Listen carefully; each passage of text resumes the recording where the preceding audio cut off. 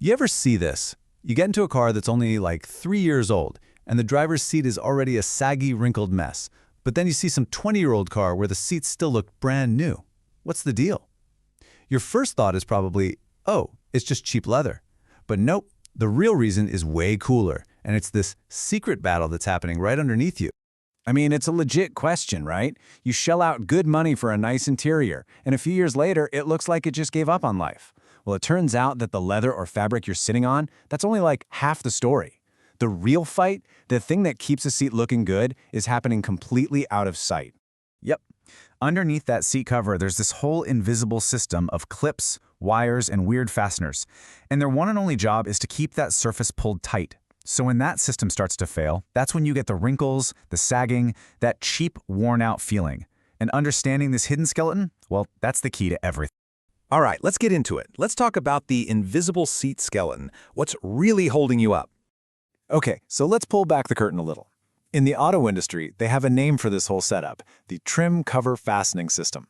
Kind of boring, I know. But put simply, it's the network of all the little bits and pieces that anchor the seat cover, the leather or fabric, to the foam cushion and the metal frame inside. Here's a great way to think about it. Imagine you're pitching a tent. You could have the most amazing, waterproof, high-tech fabric on the planet, right?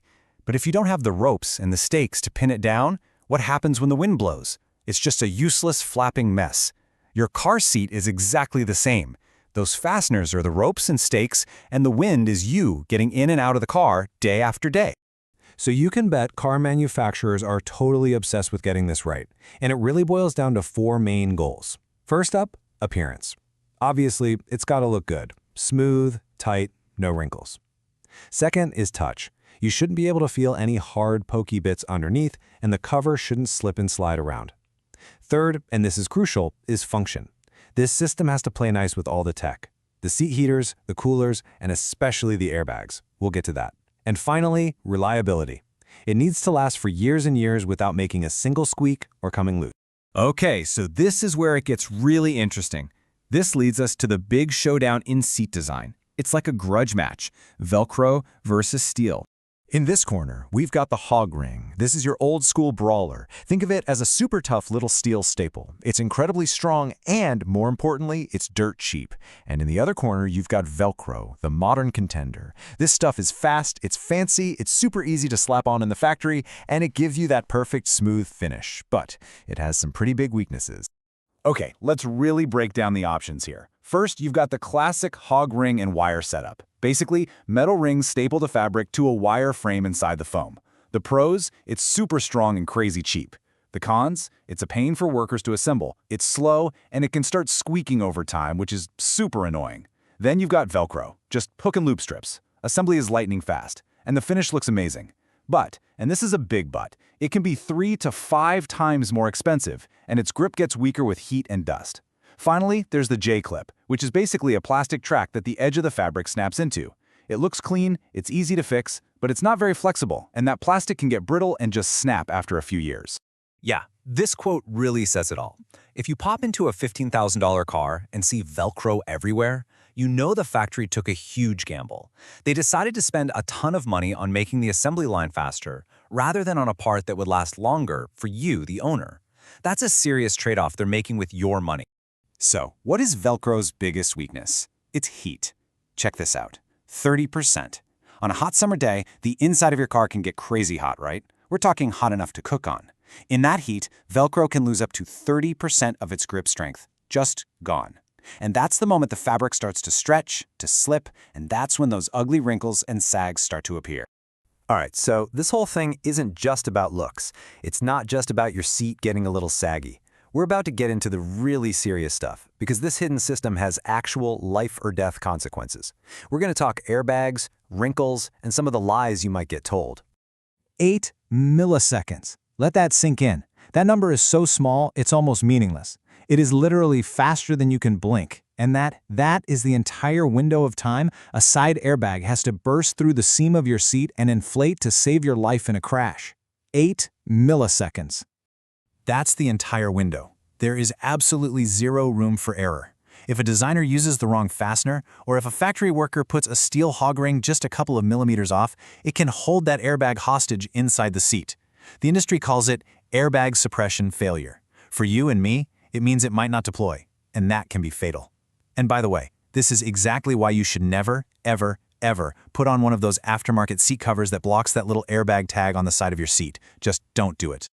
Okay, time to bust a few myths you might hear when you're car shopping. Myth number 1. Velcro is cheap and low quality. The truth? Nope. High-end industrial Velcro is used in cars like the S-Class because it's efficient and easy to repair. Myth number 2. Those wrinkles are just from cheap leather.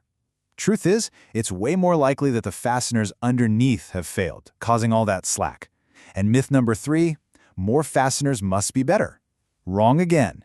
If you over-tighten a seat cover, you can actually tear the fabric, or even worse, block the path for the airbag. So now that you know all this, how can you actually use it? I'm going to give you a super simple 3-point checklist. It's like a buyer's cheat sheet you can use right there in the showroom to tell if his seat is well made or not. It'll take you less than a minute. Okay, here's the test. First step, tug the edges. Grab the seams and the edges of the seat and give them a good pull. It should feel tight, like a drum. If it's loose or baggy at all, that's a huge red flag. Step 2, press the seams. Push down hard along the main styling lines. What you're looking for is any excessive slack or listening for any weird crinkly sounds. That could mean cheap parts inside. And finally, step 3, find the airbag tag. Always locate that little tag on the side of the seat and just make a mental note that you should never, ever cover it up. You know, at the end of the day, a great seat does so much more than just hold you. It manages forces. Think about that. It's a whole system designed to handle your weight every time you shift around, the heat, the cold, and it spreads all that stress out so that no single part fails over the years. And I'll leave you with one last little industry secret. The best designs, they don't need patches.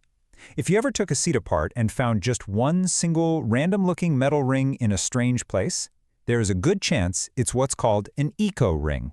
ECO stands for Engineering Change Order. And what is it? It's basically an engineering cover-up. It's a last-minute fix they added to solve a problem, like a wrinkle, that they didn't catch in the original design. It's the ultimate sign of a design that wasn't quite right from the start. So, next time you slide into a car, whether it's your own or maybe one you're thinking about buying, just take a second, give the seams a tug, push down on the cushion. Now that you know about this secret little war happening right under the surface, what secrets is that driver's seat going to tell you?